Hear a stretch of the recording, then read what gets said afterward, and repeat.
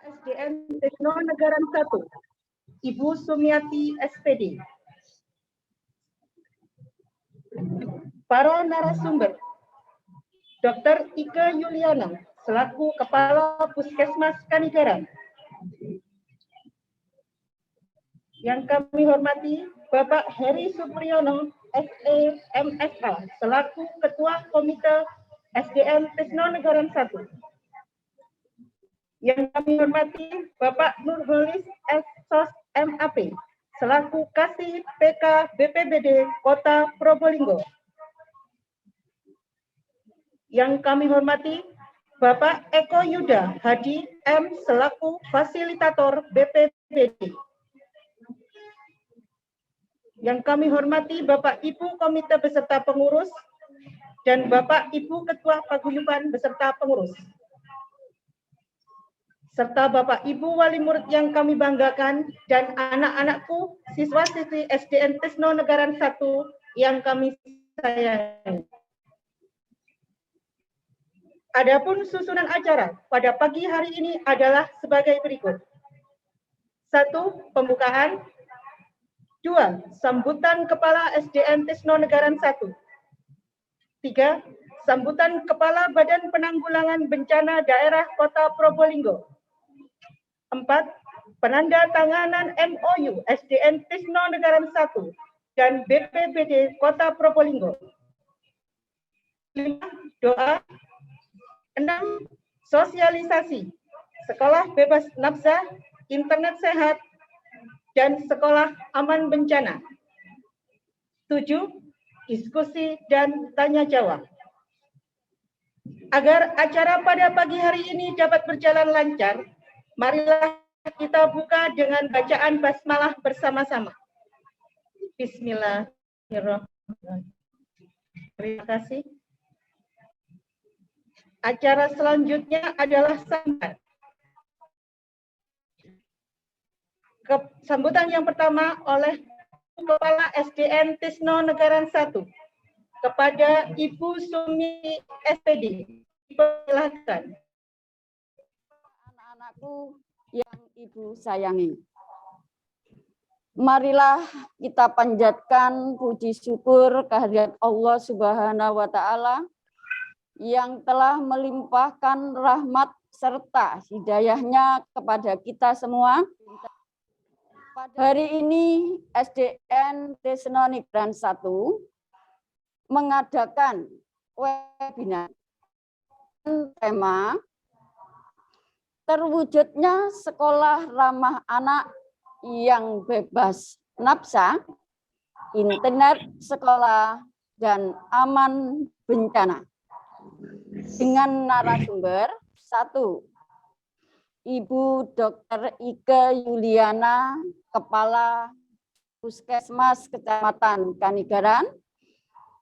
Yang kedua adalah Bapak Heri Supriyono, SE MSA, Komite SDN Tekno Negaran 1. Yang ketiga Bapak Nurholis S. Sos MAP dari BPBD. Yang keempat Bapak Eko Yudi SPDI dari BPBD Kota Probolinggo. Saya mengucapkan syukur alhamdulillah dengan yang antara sekolah dengan komite puskesmas, BPBD, orang tua. Kegiatan ini dapat terwujud yang nantinya akan membawa kemajuan dan keberhasilan pendidikan yang ada di SDN Tekno Negaran 1. Dengan adanya program SRA yang ada di SD Tekno Negaran 1, ini sangat bermanfaat di anak-anak yang di dalam menuntut ilmu nantinya berada di tempat yang aman. Sambutan selanjutnya oleh Bapak Kepala Badan Penanggulangan Bencana Daerah Kota Probolinggo. Kepada Bapak Sugito Prasetyo SSTP MM dipersilakan. Terkait dengan SPAB khususnya di SD. Bapak Ibu sekalian, sebenarnya kalau kita dengan SD Tisno, kami juga bagian keluarga besar dari SD Tisno, sehingga terima kasih sekali.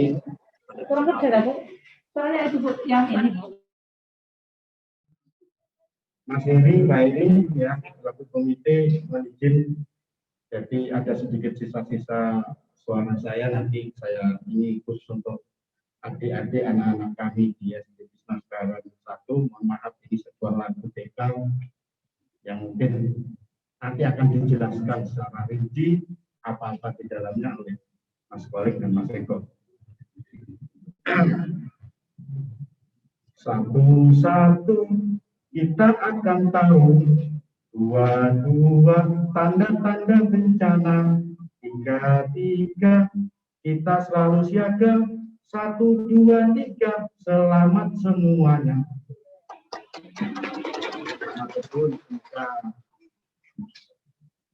Lagu ini yang pertama, di dalam kegiatan ini nanti akan dijelaskan bagaimana tanda-tanda sebuah bencana. Kita memang tidak tahu kapan bencana itu akan datang. Itu adalah sebuah rahasia dari Allah. Akan tetapi kita wajib tahu tanda-tandanya sehingga kita bisa siaga, bisa mengetahui dan bisa menyiapkan diri secara baik-baik sehingga apabila terjadi siaga, terjadi bencana, kita akan selamat baik dari jiwa raga maupun juga keselamatan harta benda yang ada di rumah maupun yang ada di sekitar kita. Selanjutnya adalah penandatanganan MOU SDN Tisno Negara 1 dan BPBD Kota Probolinggo.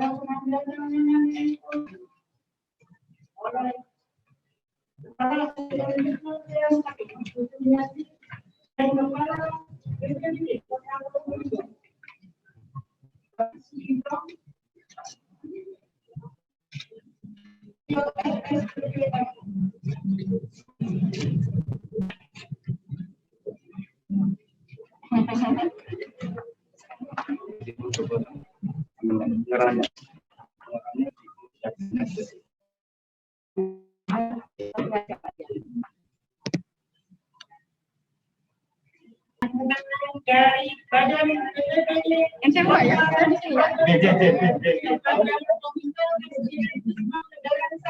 didampingi oleh Ibu Kepala SDN Tisno Negara 1.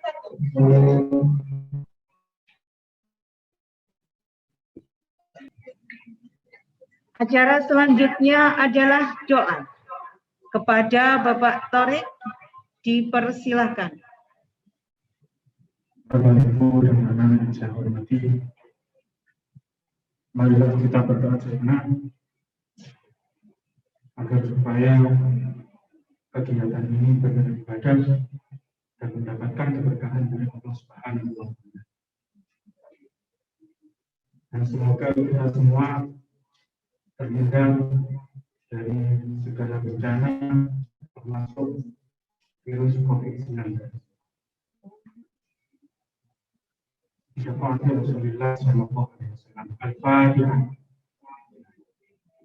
Terima kasih kepada Bapak Tori.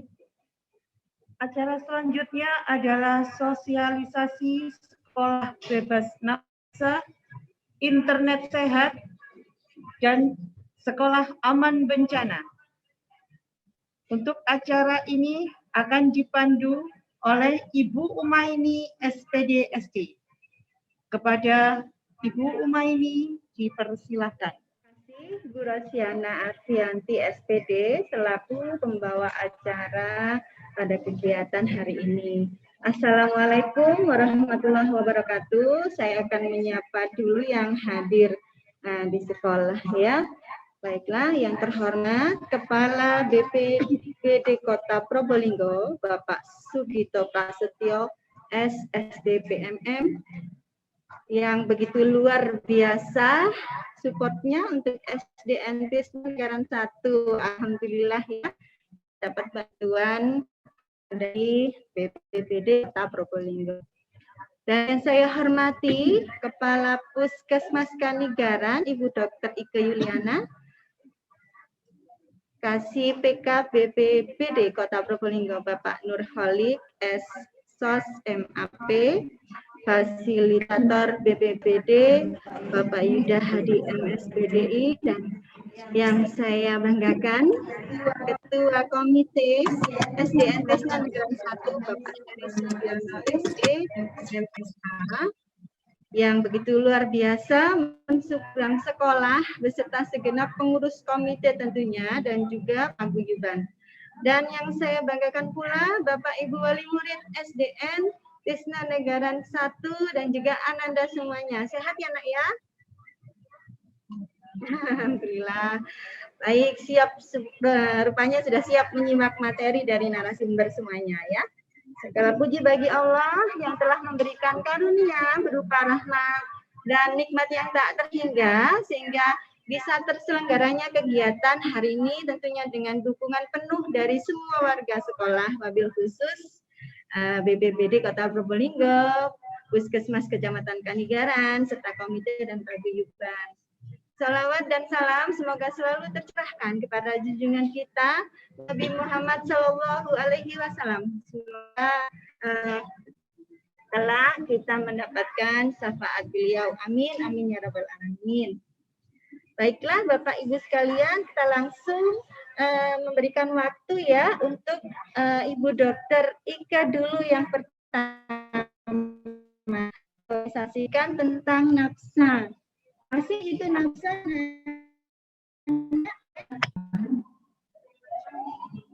Sabar dulu ya. Selamat pagi anak-anak semua. Assalamualaikum warahmatullahi wabarakatuh. Sebelum kita mulai, kita UKS dulu ya. Sudah lihat alat UKS. Sudah lupa?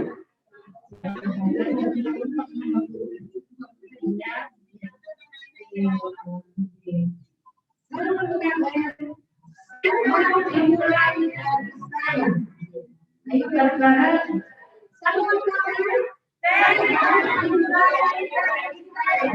Berarti kalian harus sehat dulu ya. Sebelum berbincang harus sehat diri sendiri dulu ya. Saya di sini Dr. Pindana Puskesmas Negara akan sosialisasi nafsa, apa itu nafsa, bahaya nafsa, dan gimana cara menghindari nafsa itu. Karena nafsa itu kita tahu sekarang narkoba itu menjadi dunia, bukan Indonesia saja ya, karena sasarannya itu termasuk generasi muda. Jadi kita lupa siapa? Lupa ya, kecacingan udah cacing, nanti ada obat cacing jelas, nanti kita kasih obat cacing. Kalau anemia, bebas HIV, bebas kenakalan remaja, itu memang tidak boleh. Ya, ada 8 gol UKS. Nanti kita ini ya, GDPR ya.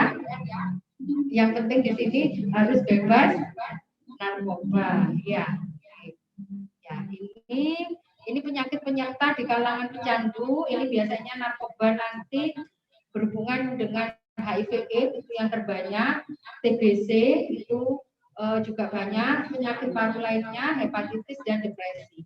Dan di sini biasanya pada anak-anak kalau mengkonsumsi narkoba atau nafsa itu kebanyakan mengalami depresi atau gangguan jiwa lainnya. Jadi anak-anak di sini kalian lihat sekarang banyak orang-orang gangguan jiwa di jalan yang muda-muda. Ayo, itu dipengaruhi apa? Karena biasanya ngepil kan gitu ya. Ngepil itu apa? Ya mengkonsumsi nafsa. Itu. Akhirnya banyak yang orang-orang gangguan jiwa di jalan-jalan itu yang muda-muda kalian lihat liuran gitu kan. Kepingin tak kalian kayak gitu enggak kan? Ya eman ya. Terus untuk ini situasi anak jalanan di Kota Probolinggo. Ini ya seperti ini sekarang anak jalanan di Kota Probolinggo. Ini foto saya menjadi tim PMKS di Dinsos ya. Jadi kalau Dinsos itu ada razia kesejahteraan sosial yang termasuk di dalamnya ada Anjal. Anjal itu anak jalanan. Anak jalanan itu awalnya kan tidak mau menjadi anak jalanan, ya nggak mau kan, karena banyak faktor. Ini anak jalanan yang di Probolinggo ini ketangkep ini deh. Terus lihat. Nah, sekarang untuk nafsa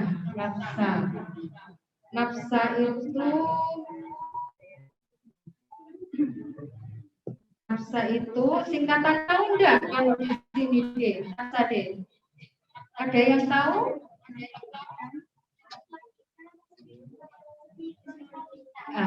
Terus zat aktif.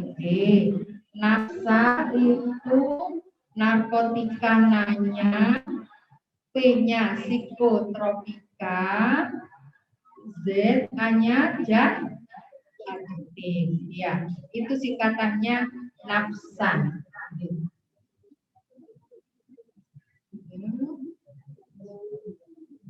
Terus slide.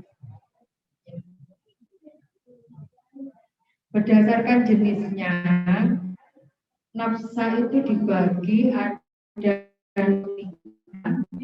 ada psikotropika dan ada zat adiktif lainnya. Ya, kalau narkotika itu adalah bahan atau zat yang berasal dari tanaman atau bukan tanaman, baik itu sintetis maupun non sintetis, yang menimbulkan penurunan atau perubahan kesadaran. Oke. Narkotika ini bisa mengurangi anti nyeri dan dapat ketergantungan. Oke. Tapi narkotika ini diciptakan untuk indikasi medis. Biasanya digunakan untuk operasi-operasi. Habis operasi kita injeksi narkotika. Itu harus sesuai dosis dan indikasi medisnya. Tapi sekarang generasi muda itu menyalahgunakan narkotika, psikotropika, dan zat adiktif lainnya. Jadi akhirnya timbul overdosis. Padahal ini semua nafsa ini diciptakan untuk indikasi medis, itu untuk operasi, psikotropika itu untuk obat-obat yang orang-orang dengan gangguan jiwa gitu loh. Psikotropika dan narkotika yang diciptakan untuk indikasi medis. Kalau psikotropika itu adalah zat atau obat, bukan narkotika, tapi dia mempengaruhi susunan saraf pusat. Contohnya itu kayak ekstasi, terus amfetamin, itu golongan psikotropika. Pil anjing, pil patek, itu biasanya anjal-anjal itu menggunakan pil patek anjing gila. Biasanya digunakan pada anjing-anjing hewan yang gila itu diminum oleh yang menyalahgunakan. Untuk zat adiktif ini dia bukan narkotika, atau bukan psikotropika yang menimbulkan ketergantungan seperti rokok itu ya dan miras. Jadi rokok dan miras itu masuk zat adiktif. Jadi menimbulkan ketergantungan gitu. Ya.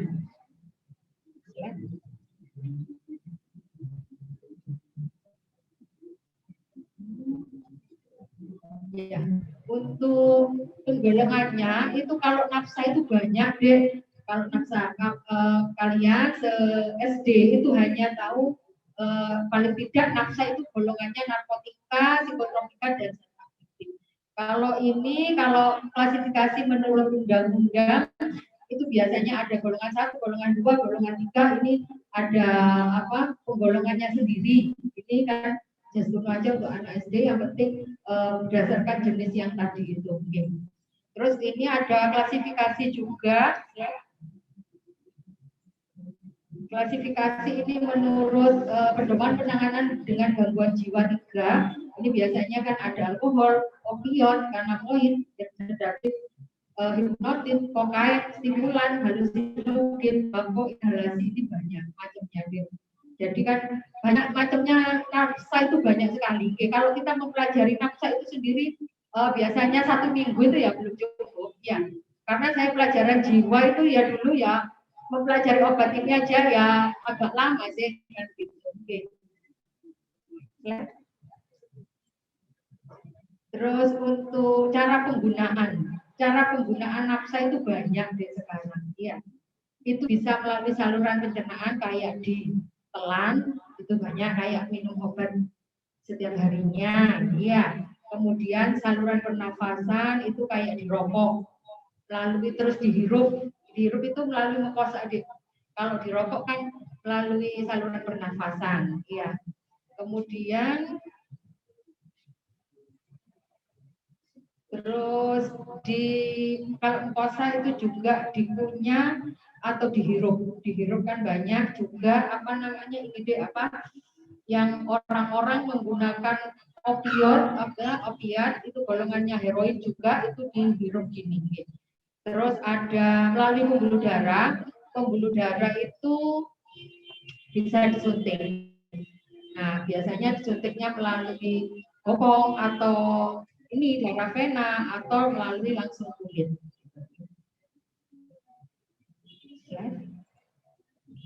Untuk efek narkoba atau efek nafsa itu banyak sekali deh. Semua organ itu pasti terkena. Baik itu paru, otak, kematian itu banyak sudah deh. Kemudian psikis atau psikosis, ngaku tidak jelas, menjadi gangguan jiwa itu banyak. Okay. Adiksi ketagihan itu pasti golongannya zat adiktif ya.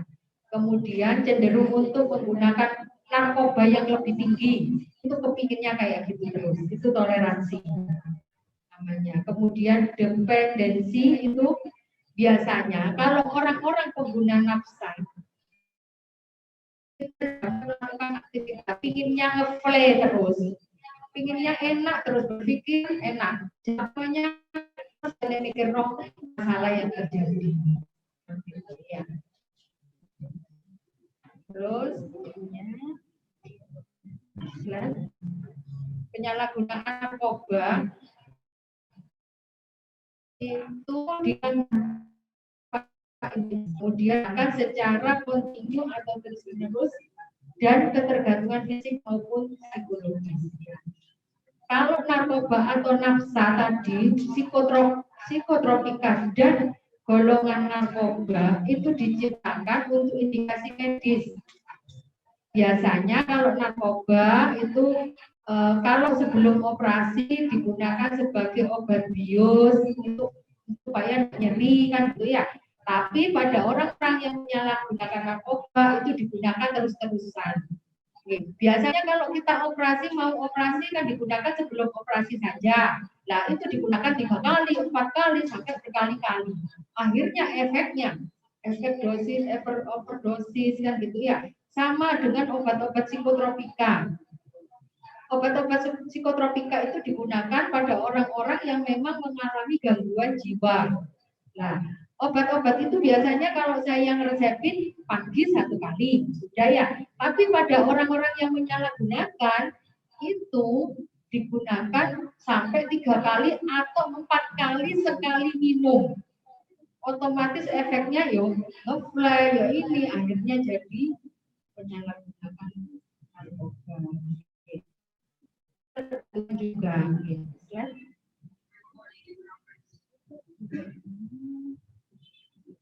Kemudian faktor-faktor ini yang mempengaruhi penyebab penyalahgunaan narkoba, mungkin yang pertama itu faktor individu, ya. Pada anak-anak sekarang atau remaja, itu yang banyak menggunakan kan jadi kalian akan remaja juga, ya. Ciri-ciri remaja memang jarang curhat ke orang tua, ya. Itu kan kepinginnya kan pasti dia lebih nyaman ke teman sebaya, itu pasti deh. Kenapa dong? Ya karena saya pernah muda kan gitu ya. Ya. Jadi kalau misalnya kalian sekarang usianya menginjak ke remaja muda atau dewasa muda, ya hati-hati itu menjadi sasaran dari narkoba tersebut. Ya. Karena apa? Karena anak-anak remaja yang utama itu rasa individunya dia ingin tahu yang berlebihan. Koncone ngerokok, akhirnya kepingin kalau ngerokok. Ya, kurang percaya diri dengan dirinya sendiri. Kemudian memberontak terhadap aturan-aturan yang berlaku dalam masyarakat. Itu ini wajar, ciri-ciri remaja kan gitu. Okay. Terus kurangnya penghayatan terhadap jalan. Itu memang faktor lingkungan itu mempengaruhi. Jadi kalau teman yang ngerokok, mau ditawari rokok, tidak ngerokok, akhirnya sungkan, akhirnya melok ngerokok. Ya. Terus lingkungan keluarga yang terlalu pesimis atau otoriter, kemudian adanya ancaman fisik dari teman itu biasanya yang berpengaruh itu teman deh.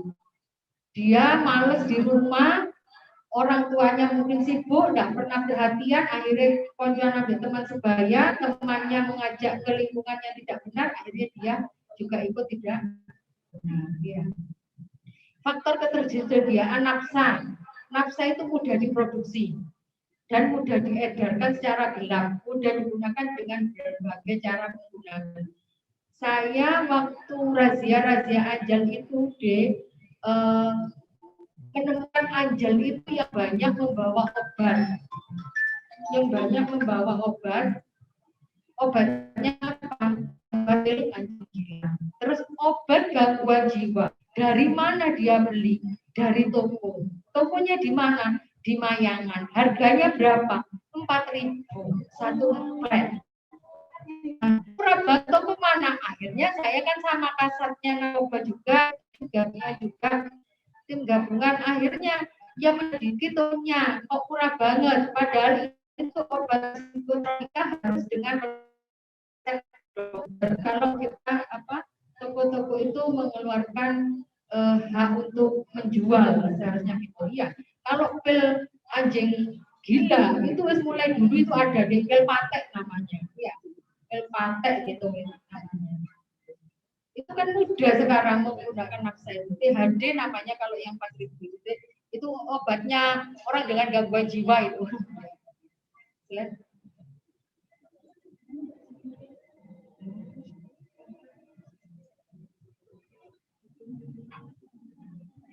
Ini bandar mempermudah jual narkoba dan banyak ya deh sekarang kan sudah trennya sudah enggak asing lagi banyak yang narkoba itu. Ini faktor-faktor resiko aja yang berpengaruh dalam penyalahgunaan narkoba pada anak dan remaja. Itu banyak yang mempengaruhi.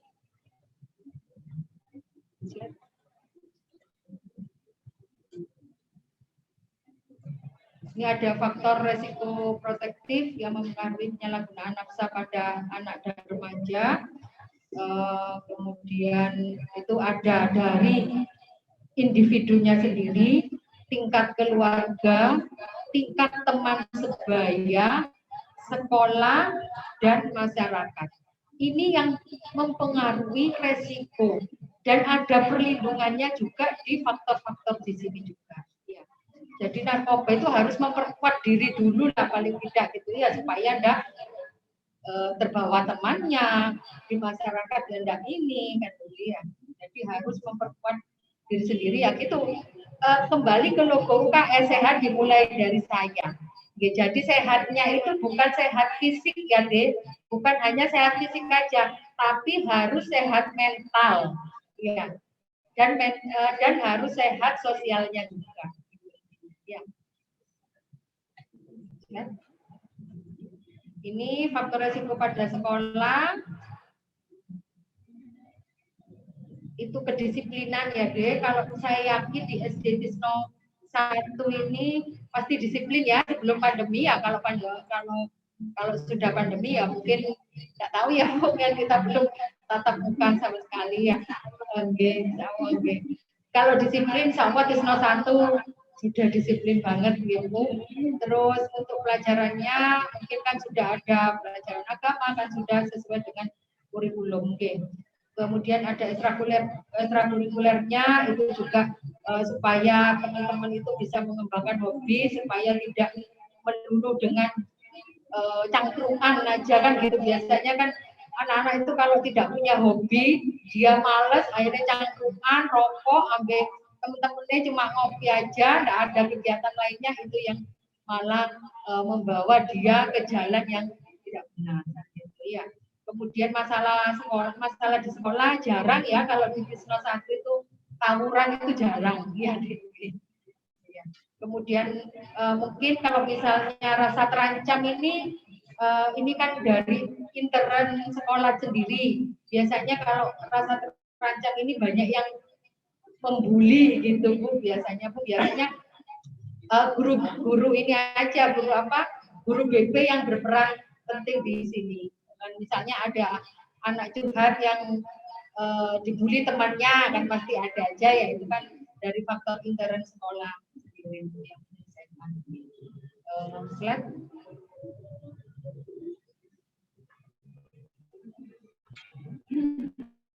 Faktor protektif dilindungi di sekolah itu pasti wajib komunikasi. Kalau ada apa, misal teman itu ada yang bawa obat di sekolah, tiba-tiba bawa obat lah, obatnya itu tidak ada namanya, tidak ada.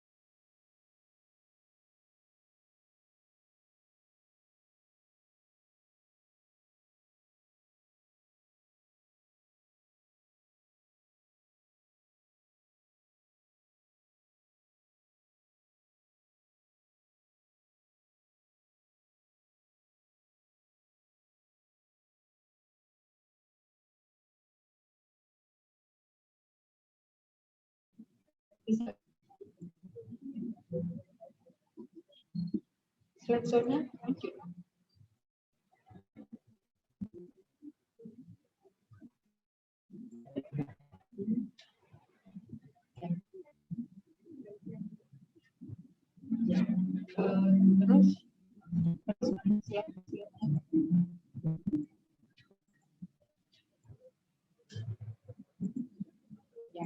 Untuk ekonomi tinggi ya, kayak artis-artis yang banyak duitnya,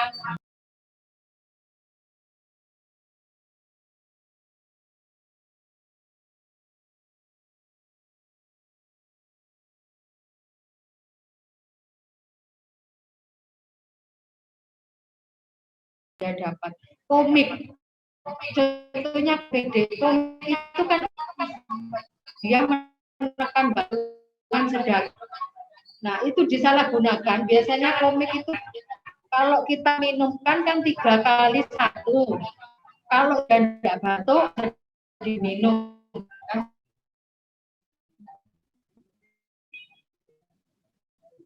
tidak batuk, tidak usah diminum.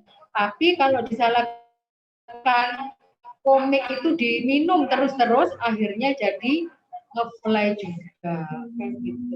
Itu kan penyalahgunaan obat. Kan gitu. Kalau kita ngesepin, biasanya 3 kali 1, kalau udah tidak batuk, tidak usah diminum antibiotik sampai habis. Kan gitu. Ya. Terus pada vaksinasi kepada masyarakat itu pengawasan itu juga foto ya, pada remaja anak sekolah itu juga harus diawasi terus.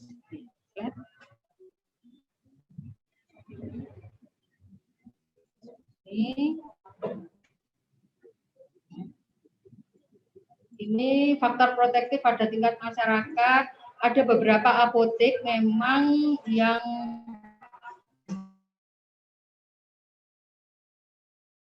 itu yang tidak boleh dibeli tanpa resep dokter seharusnya. Okay.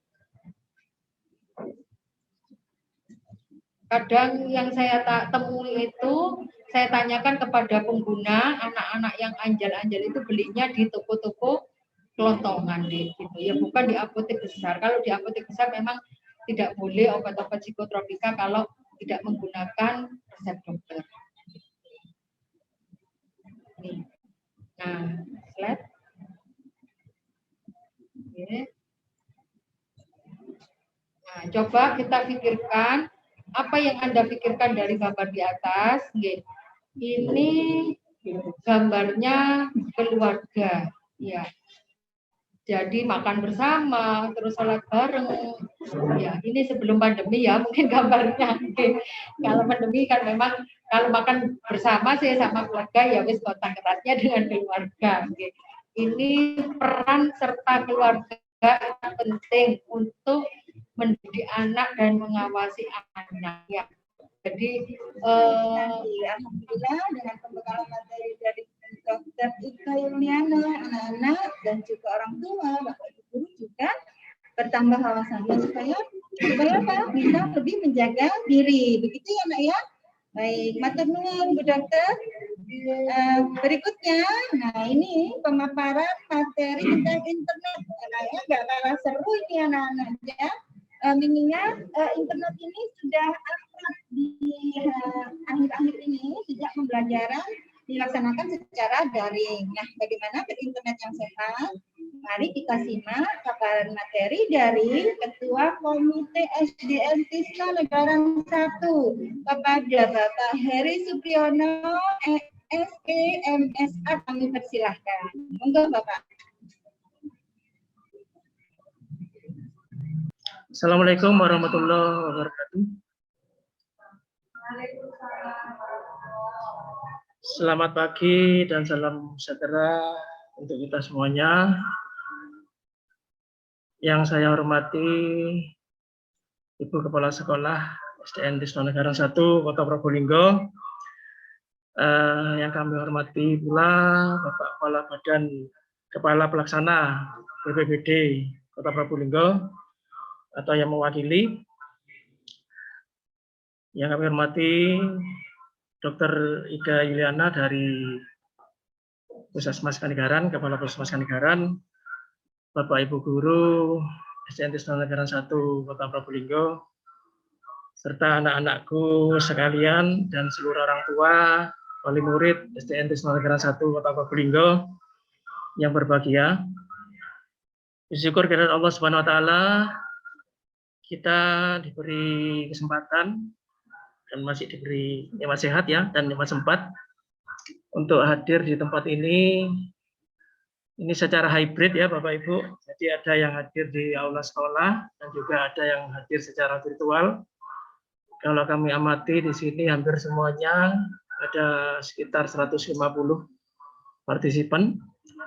Dan mungkin anak-anak ini saya harap tidak ngantuk ya. Jadi tadi kan ini ya dari Dokter Ika banyak materinya ya, suruh tertawa ya. Sekarang saya mungkin mau coba bisa tertawa dulu, silakan. Ya, biar jangan ngantuk ya, anak-anakku ya. Kalau tadi sudah ada panjang lebar, ini ya materi tentang nafsa atau narkotika narkotika, zat adiktif, dan psikotropika serta zat aktif lainnya. Ya, kurang lebih seperti itu ya, teman. Kami selaku komite di sini kebagian ini ya, pada kebagian materi ya, Bapak Ibu ya. Jadi di sini kami akan mencoba mengupas yaitu tentang untuk internet sehat untuk sekolah. Jadi ini kan saat ini anak-anak masih ini ya, belajar secara daring di rumah. Meskipun ada beberapa sekolah yang sudah melakukan tahapan uji coba, dalam artian dengan menurunnya ini ya eskalasi penyebaran COVID-19 di Kota Probolinggo, dan ini memang pemerintah harus sangat hati-hati ya dalam memberikan kebijakan. Jadi jangan sampai ya terjadi gelombang yang kesekian kali ya. Akhirnya PPKM-nya tidak selesai. Bapak Ibu, ini mungkin kita terlebih dulu harus ini ya. Di sini ada apa sih? Internet itu apa kan gitu ya? Ini sebenarnya bahasa Inggris, yaitu interconnected networking, yaitu merupakan teknologi informasi untuk mengakses informasi dari berbagai situs tanpa terbatas ruang dan waktu. Jadi anak-anak sekarang misalkan mau lihat ini ya hasil apa ya, yang senang sepak bola kan ya, senang sepak bola kan. Nah ini bisa dari internet. Misalkan mau lihat berita yang saat ini ada di seluruh penjuru dunia, itu juga bisa melalui internet. Terus kemudian di sini dijelaskan ya bahwa hasil survei menunjukkan pengguna internet didominasi oleh generasi muda, ya, termasuk ini anak-anak mungkin, dan mereka berkomunikasi seperti di dunia nyata. Informasi yang didapatkan semakin terbuka, baik konten positif, nah dan ini ya, ada juga konten negatif. Ini yang bahaya ya anak-anak ya. Terus kemudian disebutkan bahwa pembelajaran etika berinternet secara sehat ya, atau di sini cyber etik, merupakan salah satu pembelajaran yang perlu disampaikan semenjak dini agar pengguna internet memanfaatkan dan menggunakan internet secara sehat dan aman. Ya, jadi semua harus sesuai porsinya ya, anak-anak ya. Jadi kalau misalkan ada tugas ya segera dikerjakan. Ya misalkan di situ ada Google Classroom ya, terus kemudian ada tugas, misalkan direkam, kemudian di-share ya grup WA kelas, nah itu segera dikerjakan. Jadi ya tetap meskipun kalian ini di rumah ya, tolong nanti tetap jadwalnya dijaga. Misalkan jam 7, kalau misalkan ini di kelas sudah mulai pelajaran ya, nah di situ ada tentunya ada ini ya tahapan-tahapan, misalkan proses berdoa ya kalau masih ini ya tatap muka, ya itu sama ya. Jadi 6:30 itu paling tidak harian ya kalian harus siap-siap lah, siap-siap mandi ya, sarapan ya. Meskipun tidak semuanya pakai seragam kan ya, Bapak Ibu ya. Jadi ya siap-siap, kemudian ya laptopnya dinyalakan atau HP-nya ya, dipastikan di situ mungkin baterainya, jaringannya semuanya sudah siap ya. Nah kalau sudah selesai ya sudah berhenti ya, mungkin istirahat, waktunya sholat ya sholat, seperti itu. Waktunya makan ya makan.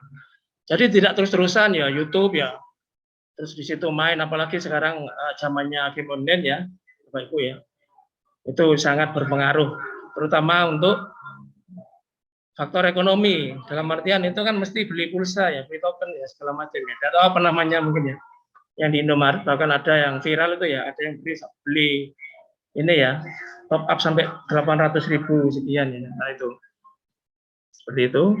Terus kemudian di sini berkembangnya perangkat komunikasi yang semakin modern dan canggih. Ya, kalau dulu mungkin belum zamannya Android ya, kita masih pakai HP Tadiduk ya, zamannya Bapak masih SMA mungkin ya, atau mungkin Bu Umay di sini masih kuliah ya Bu ya. Dan saya Bu Umay.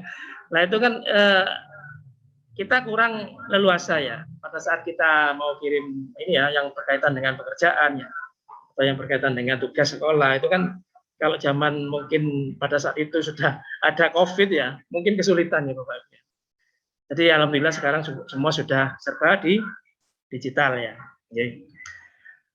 Jadi untuk mengatasinya maka diperlukan upaya untuk peningkatan pemahaman yang cukup mengenai penggunaan internet secara bijak di kalangan remaja. Seperti itu. Nah, terus kemudian di sini ya, apa sih internet sehat itu? Yang pertama yaitu menggunakan internet dengan bijak dan tidak melanggar norma, etika dan aturan yang berlaku. Ya, harus bijak ya. Harus sesuai porsinya ya, kalau sudah selesai tugasnya ya sudah. Ya kita bisa sih mungkin ya sekian menit, mungkin paling lama 1 jam ya adik-adik ya. Jadi tidak terus-terusan ini ya pegang HP terus ya sehariannya, itu tidak baik secara kesehatan ya kan gitu dokter ya. Jadi terutama ini dijaga indera penglihatannya karena itu kan radiasinya sangat tinggi kalau di depan HP. Nah kita kan membaca kan paling tidak berapa senti ya guru, 30 cm mungkin ya. Kalau membaca itu anak-anak 30 cm lah, sedangkan anak-anak kan mesti ini ya, deket gitu ya. Itu kalau seharian sekian jam lah, eman-eman ya. Jadi biasanya kalau sudah kelas 5 ini pada minus semua ya. Ya seperti itu ya. Terus kemudian internet sehat ya, itu menggunakan internet untuk hal-hal yang positif dan tidak menyalahgunakan berbagai fasilitas di internet untuk hal-hal yang negatif. Ya, misalkan ini untuk pembulian, untuk perundungan ya, cyberbully. Ya, jadi misalnya apa ya, katanya orang Probolinggo, gojologi ya, atau cokoco ya. Cokoco itu temennya dicokoco. Atau kalau sekarang itu ya, apa namanya, prank ya. Ya kan, prank ya. Nah itu sangat dihindari lah. Kami sendiri ya tidak setuju. Ada prank-prank apalah itu gitu. Seolah-olah sok-sok modern tapi kok itu kan merugikan orang banyak ya. Iya kan? Tahu ngeprank ya? Cokoco ya kalau bahasa orang Probolinggo. Cokoco ya. Atau PHP ya. Itu ya, kan kayak gitu ya. Itu juga bagian dari ngeprank ya. Oh, kurang jelas. Berarti saya harus kurang dekat gini. Yeah. Jadi kalau misalkan di situ apa namanya disesuaikan dengan porsinya, itu pasti nanti semuanya akan sehat kan gitu ya.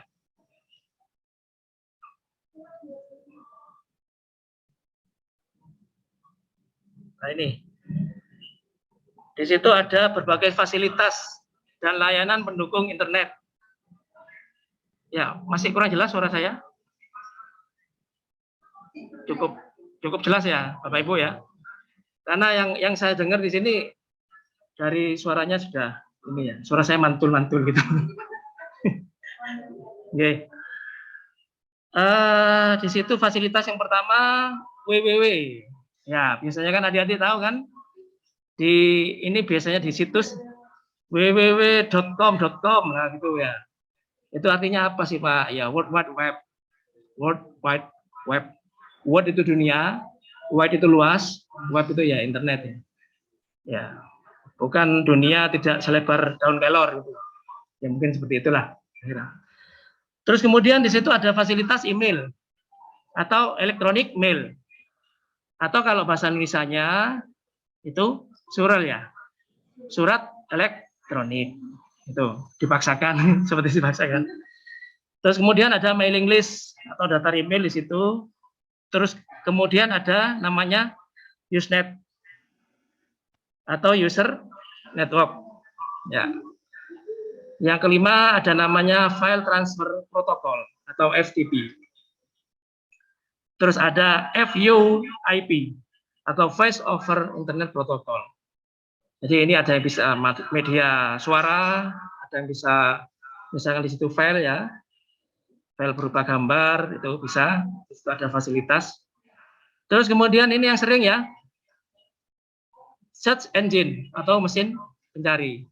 Biasanya kan yang ini ya lebih keren dinamakan Mbah Google ya, Mbah Google. Ya, ini namanya search engine atau mesin pencari. Terus kemudian ada namanya blog. Apa blog ini? Ada yang tahu?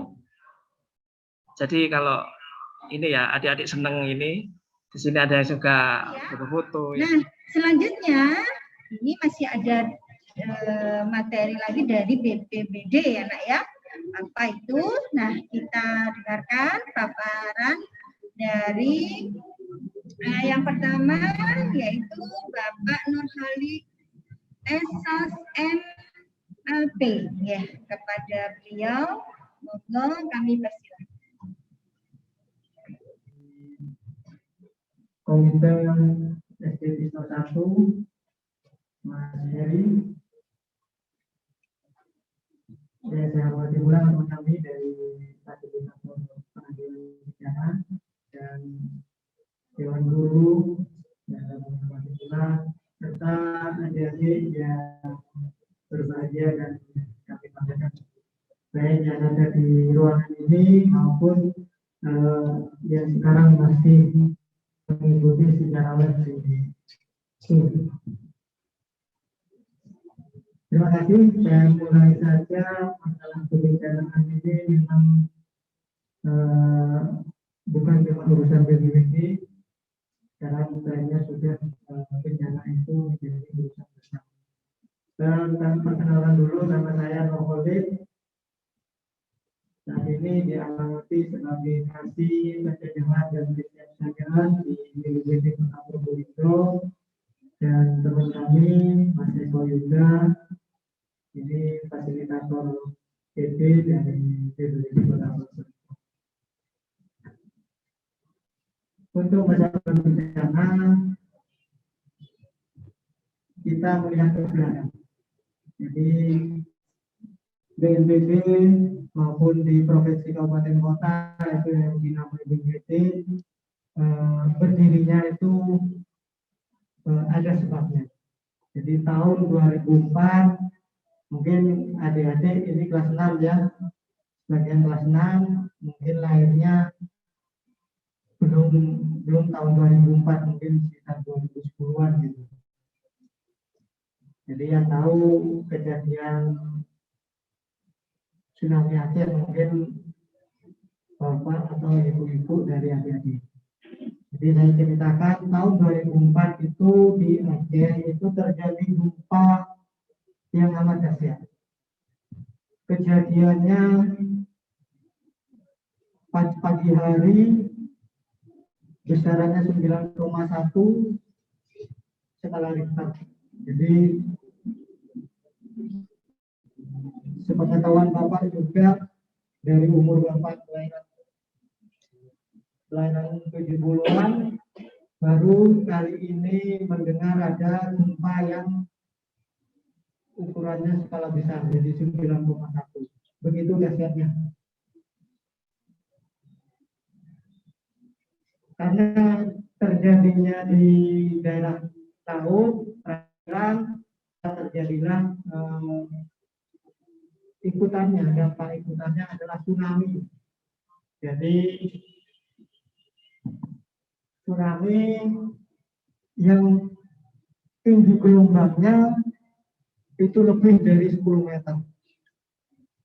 Jadi mungkin kalau pohon kelapa itu tinggal daunnya saja yang tidak tertutupi oleh air. Jadi korban yang terdampak pada saat itu demikian besarnya.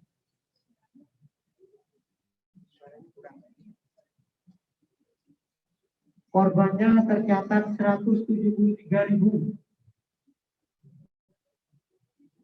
Jadi begitu banyaknya korban karena memang gempanya dahsyat. Tahun 2005 juga di Pangandaran. Tahun 2006 juga terjadi di Jogja. Adalah yang Bapak yang di Jakarta menyusun undang-undang yang mana merubah paradigma kebencanaan. Undang-undangnya nomor 24 tahun 2007 tentang penanggulangan bencana itu mengubah paradigma yang sebelumnya responsif. Maksudnya responsif itu kalau sudah ada bencana baru dibentuk timnya untuk menangani. Kalau sudah ada bencana baru diatasi, diperbaiki. Kalau sudah bencana ada korban, jadi yang korban mati dikubur, yang parah ya diobati. Itu paradigma sebelumnya. Setelah adanya undang-undang itu dan tahun 2008 dibentuk BNPB, paradigma yang lama ini ditinggalkan, dirubah. Kalau sebelumnya ada bencana terus ada tindakan, sekarang modelnya menjadi preventif. Sebelum ada bencana itu sudah ditangani lebih dulu. Jadi paradigma dirubah. Jadi sebelum kejadian bencana yang berulang-ulang itu terjadi, maka dipersiapkan segala sesuatunya. Jadi ada yang mengurusi pembuatan rencana penanggulangan bencana. Ada yang mengurusi pembuatan rencana kontingensi. Jadi pada saat bencana nanti terjadi, ada yang bertugas sebagai apa, dengan apa, dan jumlahnya berapa, itu ada di itu. Juga ada hasil respon ini disimulasikan. Jadi diandai-andaikan bahwa nanti kalau kejadian bencana terulang, ada yang harus dipersiapkan. Harus ada untuk mengurangi resiko yang terdampak. Jadi harus ada korban yang diminimalkan. Dan juga ada infrastruktur yang harus dikuatkan yang tahan, misalnya bencananya gempa, yang tahan ke gempa. Jadi paradigmanya sudah berganti. Perlu adik-adik ketahui dengan adanya undang-undang itu berubah. Jadi asalnya nunggu bencana dulu, sekarang sebelum bencana terulang kita persiapkan segala sesuatunya. Itu yang masalah paradigmanya. Jadi di BPBD ini ada bidang-bidang yang dikasih tugas. Ada yang pra bencana sebelum bencana terjadi, ada pada saat bencana, dan ada pasca bencana. Jadi setelah bencana itu terjadi, ada yang ditugasi. Yang pra bencana tadi itu ada yang menyiapkan dokumen persiapan rencana penanggulangan bencana. Juga ada peningkatan kapasitas berupa kegiatan sosialisasi seperti ini. Juga ada penyiapan relawannya. Jadi kalau kejadian bencana itu periodik, jadi kejadiannya berulang. Jadi bisa diprediksi 1 tahunan, 5 tahunan, 10 tahunan, bisa diprediksi kejadian bencana di wilayah itu. Misalnya yang 1 tahunan, kira-kira Adik tahu apa bencana yang rutin tiap tahun? Yang biasa terjadi bulan Desember sampai dengan Maret, kira-kira apa? Hujan. Kalau hujannya besar, dampaknya kan ada banjir. Berarti banjir diprediksikan berpotensi terjadi rutin tiap tahun. Jadi sebelum bulan Desember sampai bulan Maret, kita sudah siap-siap. Kalau nanti ada banjir, kita harus bagaimana? Kita harus menyelamatkan siapa dulu. Jadi sudah diperkirakan dari awal. Itu yang pra bencana. Yang ditugaskan pada saat bencana itu terjadi. Ada istilahnya di situ seksi kedaruratan dan logistik. Jadi pada saat bencana itu ada yang mengkomandoi untuk mengatur kegiatan tanggap daruratnya. mungkin di Kota Probolinggo seperti Pak Kalasa tadi disebutkan hanya terjadi 5 potensi bencana: banjir, kebakaran, angin puting beliung, sama rob. Sekolah ini kemudian bisa mengatur kebijakan selanjutnya mengenai bencana. Insya Allah manfaat untuk kawasan sekolah. Selanjutnya adalah materi tentang SPAB. Tadi sudah singgung sama Pak Don G, dan mungkin ada simulasinya nanti ini. Nah, anak-anak yang di rumah menyimak ya. Nah, mungkin yang penasaran dengan SPAB, mari kita dengarkan paparan dari Bapak Yuda Hadi, MSPDI. Kepada beliau kami persilahkan. Monggo Bapak. Tugas dan tanggung jawab yang dilakukan oleh sekolah terkait dengan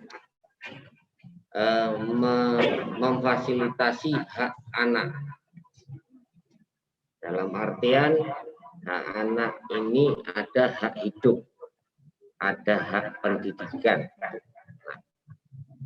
Bagaimana juga kalau kita kolaborasikan saat terjadi bencana, hak hidup anak seperti apa? Nah, ini akan dijelaskan di SPAB. Mungkin saya butuh slide-nya. Kenapa terus bisa muncul SPAB? Nah, SPAB itu sendiri, lanjut Bapak, mungkin kalau itu hanya perkenalan saja. Ya. SPAB itu munculnya dari kejadian, terus sesuatu yang harus kita siapkan. Dasarnya itu Undang-Undang Nomor 20 Tahun 2003 tentang Sistem Pendidikan Nasional. Terus Undang-Undang 24 Tahun 2007 tentang penanggulangan bencana. Undang-Undang 23 Tahun 2004 tentang pemerintahan daerah. Oke. Terus berikutnya yang keempat, Undang Nomor 8 Tahun 2016 tentang penyandang disabilitas. Makanya sekolah juga harus mengakomodir disabilitas. Ya. Terus Peraturan Menteri Pendidikan dan Kebudayaan Nomor 70 Tahun 2009 tentang pendidikan inklusif. Peraturan Pendidikan Kebudayaan Nomor 23 Tahun 2013 tentang standar pelayanan minimal pendidikan. Kota Kabupaten. Berikutnya Peraturan Menteri Pendidikan dan Kebudayaan Nomor 72 Tahun 2013 tentang pendidikan layanan khusus. Yang ke-8, mungkin ini saya lanjut karena cukup banyak aturan-aturan yang terkait dengan pendidikan dan inklusif dengan kebencanaan. Mungkin saya lanjut ke slide berikutnya. Nah, yang terpenting ini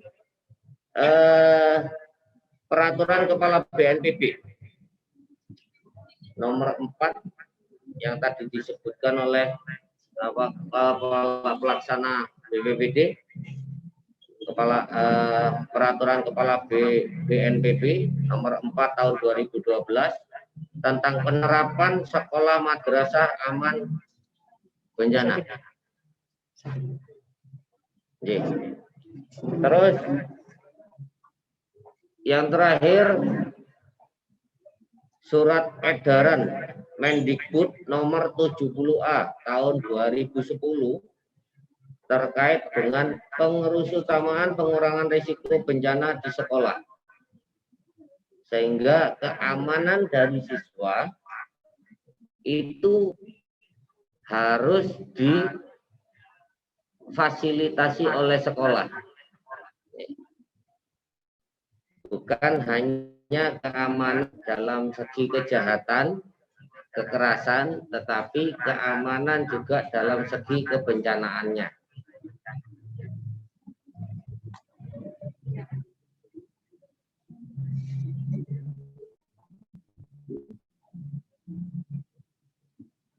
Ya, kenapa tadi disebutkan Indonesia itu penuh dengan bencana? Nah, jadi Indonesia itu dikelilingi oleh 4 sesar besar, 4 lempeng besar dunia.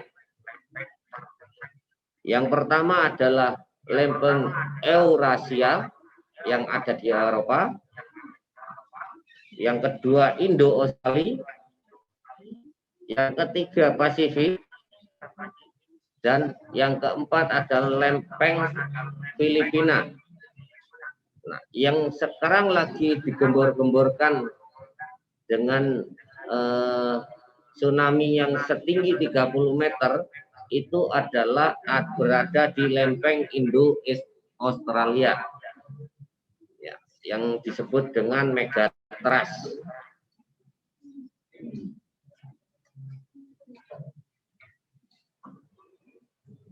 Lanjut.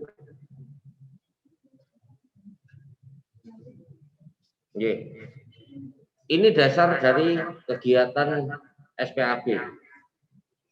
Kenapa kok bisa muncul SPAB? Yang pertama tadi disebutkan oleh Pak Nurholik bahwa gempa bumi dan tsunami tahun 2004 itu menyebabkan 173.000 jiwa meninggal dan menghancurkan 2.000 sekolah. 2.000 sekolah. 2006 2.900 sekolah di Jogja ambruk dan menyebabkan 6.000 orang meninggal. 2009 di Jawa Barat 79 korban jiwa. 2091 bangunan sekolah rusak berat. 35 sekolah itu rata dengan tanah. Terus 2009 bisa sembunyi di tempat yang keras. Artinya ini ada selupnya. Ini ada selupnya. Jadi kalaupun ada gempa, di sini ini adalah ruangan yang aman. Karena tidak akan terjatuh.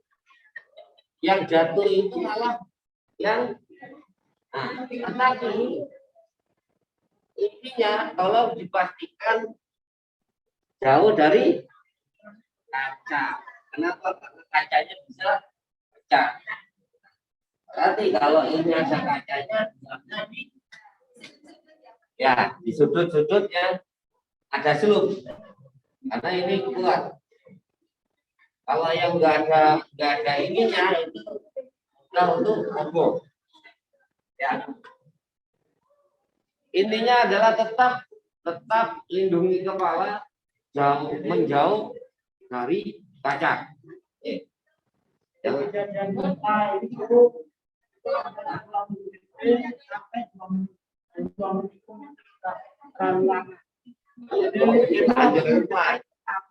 itu adalah pada saat adik-adik tidak bisa kemana-mana. Jadi kalau pada saat gempa itu akan terjadi guncangan, sampean itu tidak mungkin bisa lari. Karena kalau lari malah kepoyongan jatuh, kena benda lain malah jadi luka-luka. Jadi pada saat cirinya pertama mencari perlindungan sedekat mungkin. Jadi kalau menghadap benda sampai lari ya, tapi diperhatikan kepala belakang dilindungi. Ya, karena kalau yang terpukul di belakang itu kesadarannya terkena. Jadi diusahakan pada saat kejadian gempa yang dilindungi adalah kepala bagian belakang. Jadi bisa pakai tas, bisa pakai tangan atau buku. Jadi ya, yang penting tetap sadar gitu. Jadi mengikuti perintah itu nanti karena dulu nanti bisa mendengarkan. Itu intinya. Dicoba lagi ya. Ya mungkin langsung ibu gurunya yang ngambil bisa, Bu. Ya Allah, ini apa ada pembelajaran, ternyata ada filmnya membuktikan ini ada. Baik anak-anak, tadi bagaimana materi tentang bencana Palu ini sudah didapatkan?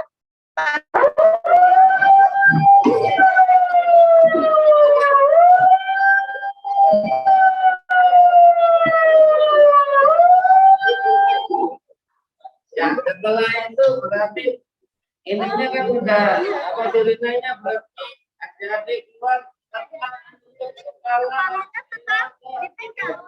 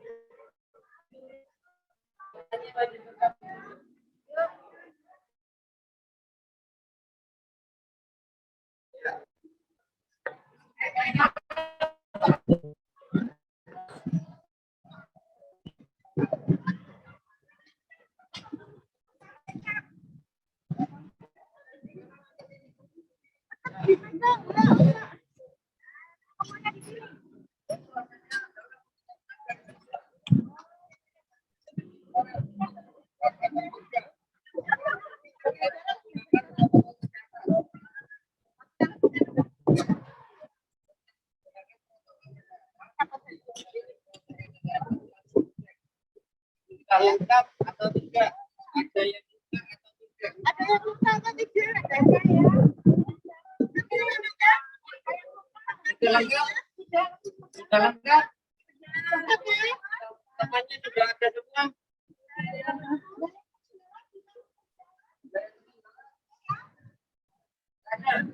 Ada ya,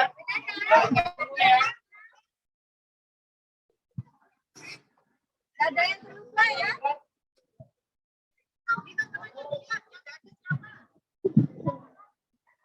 Coba berangkat dari sini.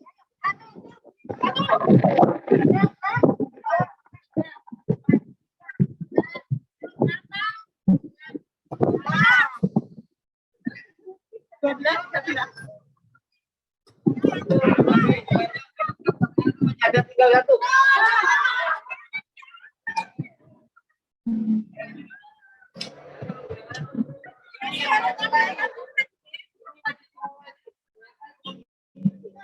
Apalagi kalau terjadi yang sebenarnya.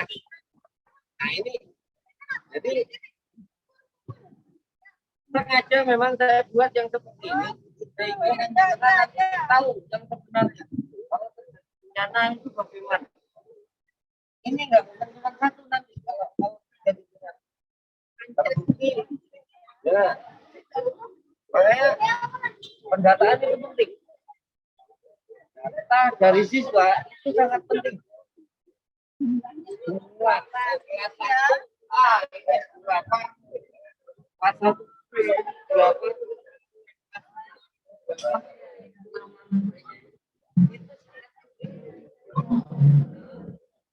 Jadi berjalan mengerjakan seperti itu. Mengecek masing-masing.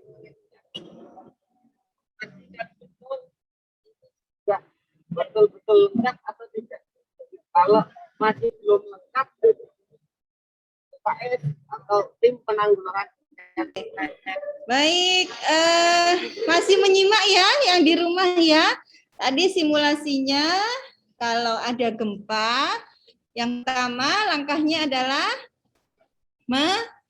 melindungi kepala ya, melindungi kepala. Kemudian mencari tempat yang aman di sudut-sudut tembok ya, seperti itu adalah tempat yang paling aman. Kemudian yang kedua bisa di kolong meja ya nak ya. Nah tadi sudah dipraktekkan sama teman-teman. Begitu sirine berbunyi, misalkan tanda bahaya, maka Nana harus mencari tempat yang aman yang ada di sekitar situ. Jadi tidak bisa kita keluar begitu ya, tapi mencari tempat aman yang terdekat. Kemudian mencari barang yang bisa kita pakai untuk melindungi kepala kita. Begitu ya. Baik, ini bagaimana anak-anak yang tadi sudah paham ya langkah-langkahnya? Ya, anak-anak yang di rumah pun jika nanti ada bahaya, tapi semuanya berharap tidak sampai ya anak-anak ya. Kita selalu berdoa kepada Allah semoga dijauhkan dari segala mara bahaya yang ada ya. Itu selalu kita panjatkan doa kita kepada Allah SWT. Insya Allah Birna juga mungkin sudah paham bagaimana cara menangani bencana tadi kalau terjadi bencana di sekitar kita, begitu ya. Terus ini masih Pak Anu gimana? Selesai ya? Ini anak ya, materi tentang tanggap bencana ya yang didapat, tapi mudah-mudahan kita tidak mengalami bencana yang seperti tadi, betapa bingungnya tadi ya, heboh ya, cari tempat yang ini. Nah ini dalam keadaan aman saja sudah bingung, apalagi benar-benar terjadi ya. Mudah-mudahan dijauhkan dari segala bala dan musibah. Amin. Matur nuwun Pak Yuda, kemudian Pak Nurhalik atas ilmu untuk kami semua. Dan selesai sudah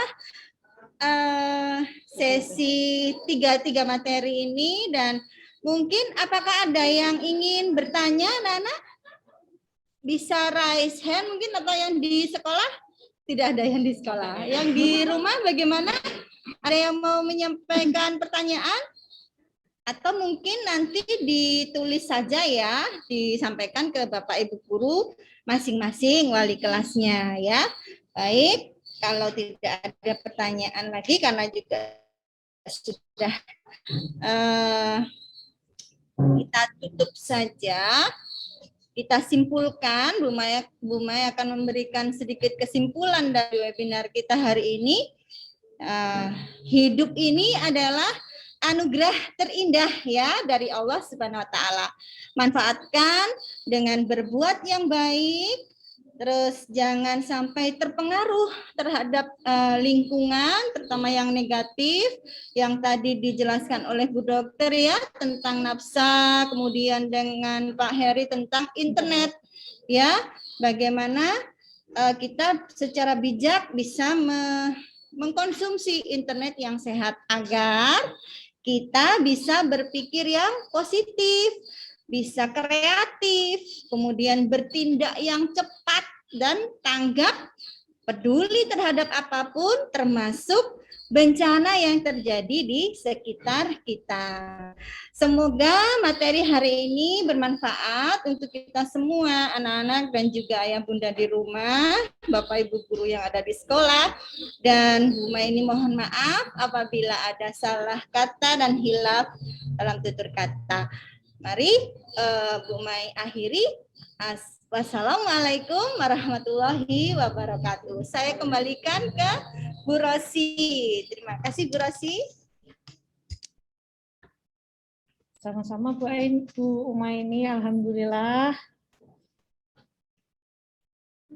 Kegiatan pada hari ini berlangsung lancar. Acara demi acara telah kita lalui bersama. Dan tibalah kita pada acara terakhir, yaitu penutup. Kami ucapkan terima kasih yang sebesarnya kepada semua pihak yang telah membantu mensukseskan kegiatan pada hari ini.